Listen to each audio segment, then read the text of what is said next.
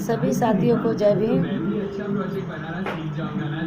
साथियों, लाइव आकर आप लोगों के माध्यम से बहन जी को कुछ संदेश देना चाहती हूँ।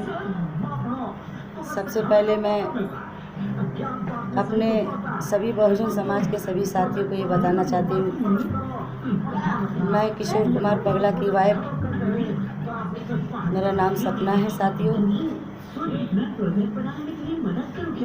बहन जी से ये बताना चाहती हूँ कि बहन जी 2017 में हमारे बेटे की हत्या कर दी गई थी। आपको 21 अगस्त को मैंने और पगला जी जाकर आपके आवास पे हम लोगों ने आपको अवगत कराया। आपको चिट्ठी भी दी अपने बेटे के घटना के बारे में, लेकिन आज 3-3.5 साल का समय निकल गया बहन जी, आपकी तरफ से किसी भी तरह का कोई संदेश नहीं मिला और ना ही आपने किसी प्रकार का कोई एक्शन लिया। बहन जी, किशोर कुमार पगला ने इस समाज के लिए बहुत बड़ी कुर्बानी दी और समाज की सेवा करते रहे और आज भी सेवा समाज की कर रहे हैं। बहन जी, आप बहुत अच्छी तरह से इस बात को जानती हैं कि किशोर कुमार पगला जर्रे जर्रे में जाकर, गली कूचे में जाकर समाज सेवा पगला करता है। लेकिन आज बहन जी, हम लोगों की जिस तरह की स्थितियां बनी हैं, हमारे बेटे को इंसाफ दिलाने के लिए मैंने शासन प्रशासन से लेकर प्रधानमंत्री तक को मैंने बार बार अवगत कराया, चिट्ठी चौपाटी देकर, लेकिन मुझे किसी भी तरह का कोई सहयोग नहीं मिला।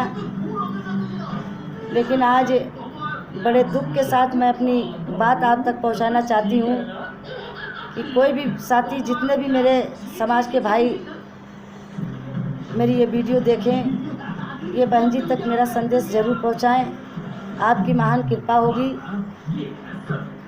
बहन जी, आज जिस तरह से हमारे समाज के बच्चों के साथ, हमारे दलित परिवार के साथ जिस तरह से घटनाओं को अंजाम दिया जा रहा है, बहन जी हर पल की खबर आपको मिलती है, लेकिन बहन जी आप किसी भी तरह का आप कोई एक्शन नहीं लेती हैं।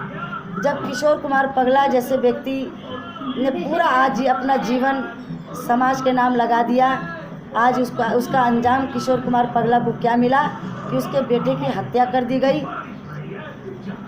आपकी तरफ से किसी भी तरह की कोई आवाज़ नहीं उठी। बहन जी, ये बड़ी अफसोस की और बड़े सोचने का विषय है। आज जिस तरह से हमारे समाज के बच्चों के साथ जिस तरह की घटनाएं हो रही हैं, बहन बेटियों की इज्जत आबरू को लूट कर उनको मट्टी का तेल छिड़क कर उन पर आग लगा दी जा रही है। बहन जी, उनका क्या हाल होगा जब एक समाज सेवक किशोर कुमार पगला के बेटे की हत्या कर दी गई, उसमें किसी भी तरह की आपने आवाज़ नहीं उठाई ने। बहन जी, इस समाज के लिए तो किशोर कुमार पगला ने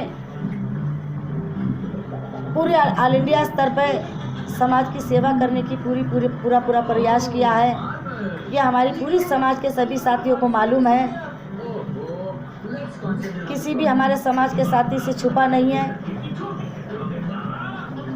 बहन जी, हम लोग मनोहर कांशीराम साहब के सिद्धांतों पर चलने वाले, ईमानदारी से चलने वाले लोग हैं। बहन जी, हमने ईमानदारी से समाज सेवा की, हमने कहीं धन बटोरने का काम नहीं किया, धोखाधड़ी का काम नहीं किया, किसी से रिश्वतखोरी करके हम लोगों ने किसी तरह का धन इकट्ठा नहीं किया।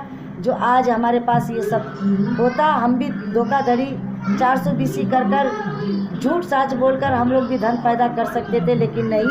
बहन जी, हमने समाज के अंदर, किशोर कुमार पगला ने अपनी समाज के अंदर सम्मान के साथ जीना सीखा है। हम लोगों ने किसी के साथ धोखाधड़ी कर हम लोगों ने 420 कर धन इकट्ठा नहीं किया, जो आज इस तरह से हमारे साथ में हो रहा है।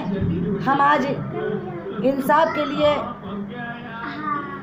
अपना आंचल फैलाकर लोगों के जो आज जो 15% के लोग हैं उनके आगे हम अपना सर झुकाकर, किशोर कुमार पगला अपना सर झुकाकर इंसाफ की गुहार करता है, लेकिन फिर भी इंसाफ नहीं मिलता है।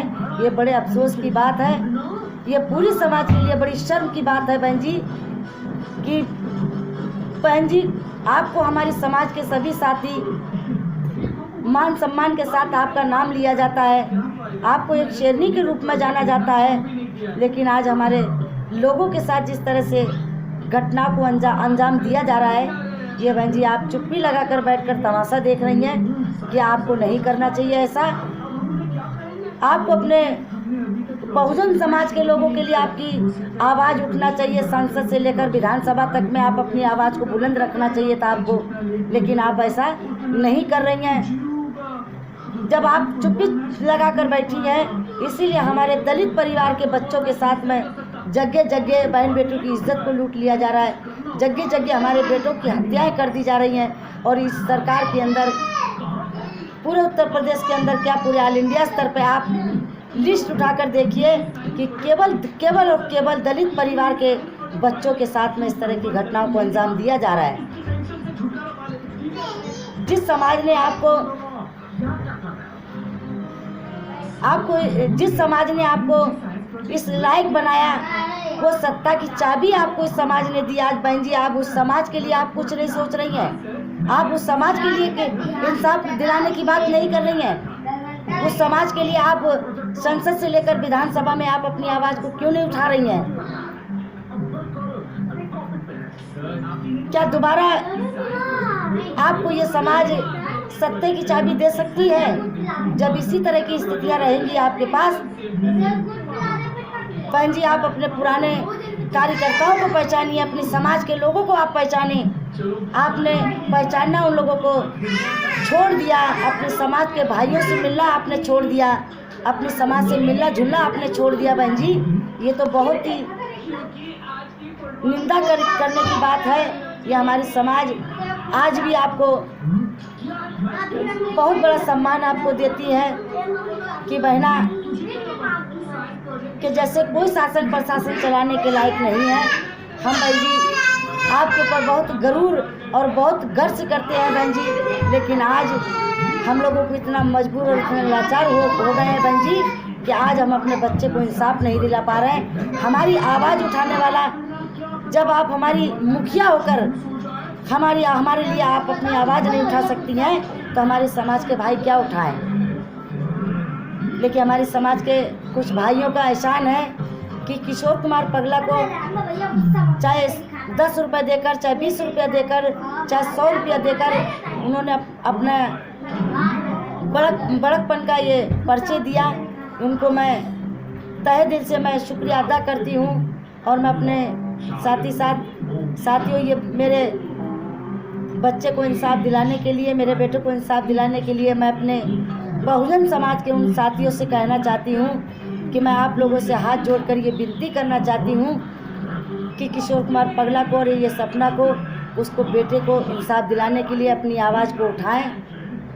किसी भी तरह का अपने किशोर कुमार पगला को सहयोग करना चाहते हैं तो आप अपना सहयोग करें। मैं आप लोगों से ये निवेदन करना चाहती हूँ कि हमारे पास खाने तक के लिए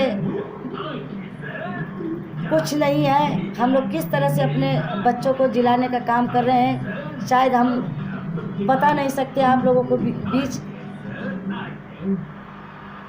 आज हम अपना दुख किसी को बताएंगे कि हम भूखे रहते हैं, हमारे पास केस लड़ने के लिए पैसा नहीं है, तो हमारे ये 15% के कमीने, जो 15% के जो कुत्ते हैं, वो हमारी समाज के लोगों से मज़ा लेना शुरू कर देंगे।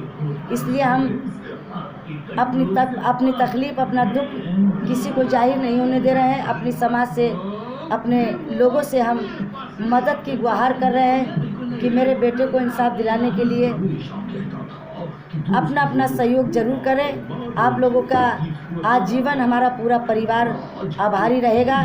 जय भीम, जय भारत, जय कांशीराम।